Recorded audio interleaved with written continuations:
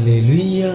स्वागत है आप सबका मेरी भविष्यवाणियों की पुस्तक में। तो आइए हम आज के पवित्र वचन को पढ़ेंगे जो कि परमेश्वर के दास प्रेरित अंकुर यूसुफ नरुला जी के द्वारा लिखा गया है।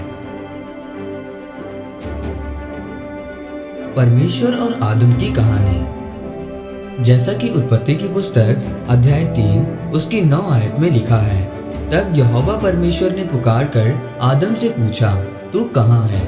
मेरे प्रियो, बाइबल में लिखा है कि परमेश्वर ने आदम से पूछा कि आदम तुम कहाँ हो?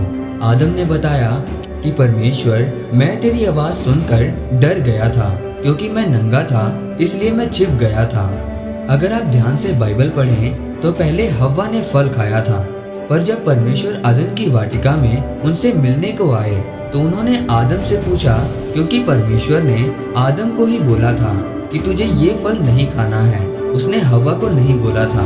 मेरे प्रियो, परमेश्वर से पहला वचन आदम को मिला था और जब आदम ने हव्वा की बात मानकर वो फल खा लिया तो फिर परमेश्वर उसी को ही पूछ रहे हैं कि तू कहाँ है? और आदम बोला कि मैं तेरी आवाज सुनकर डर गया था, इसलिए मैं छिप गया क्योंकि मैं नंगा था।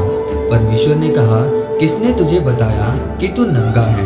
क्या तूने वो फल खाया है जो मैंने तुझे खाने को मना किया था? तब उसने कहा कि जो औरत तूने मुझे दी थी उसी औरत ने मुझे वो फल दिया और मैंने खा लिया। मेरे प्रियो, जिस घर का आदमी प्रार्थना में नहीं है वो घर कभी भी सफल नहीं हो सकता। लिखा है कि तू अपने बच्चे को जवानी में जिस जगह पहुंचते हुए देखना चाहता है, बचपन से उसके लिए उसको तैयार कर।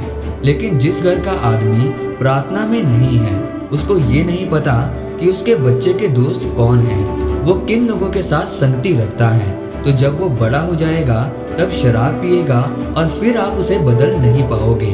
आदम अपनी पत्नी हव्वा के प्रति सतर्क नहीं था, जिसने खुद भी वो फल खाया और उसको भी खिलाया।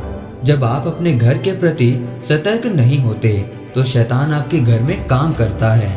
आपको लगता है कि शैतान उसके पास एक ही बार आया, पर वो रोज उसके पास आता होगा।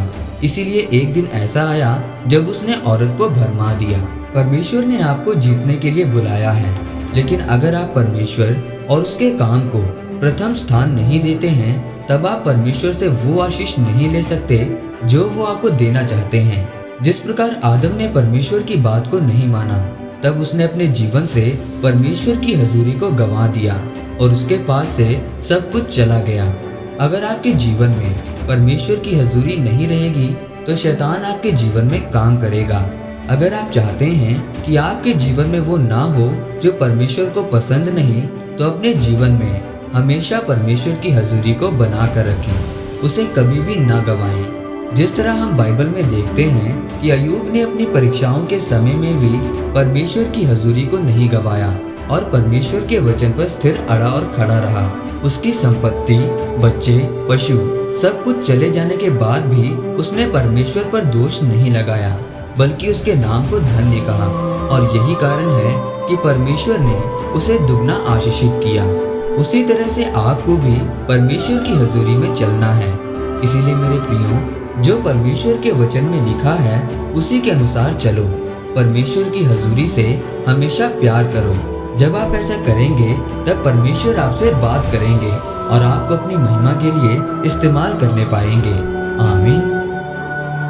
आइए इस प्रार्थना को आप मेरे साथ एक मन होकर करें। सर्वशक्तिमान परमेश्वर, आज के इस वचन के लिए मैं आपका धन्यवाद करता हूँ।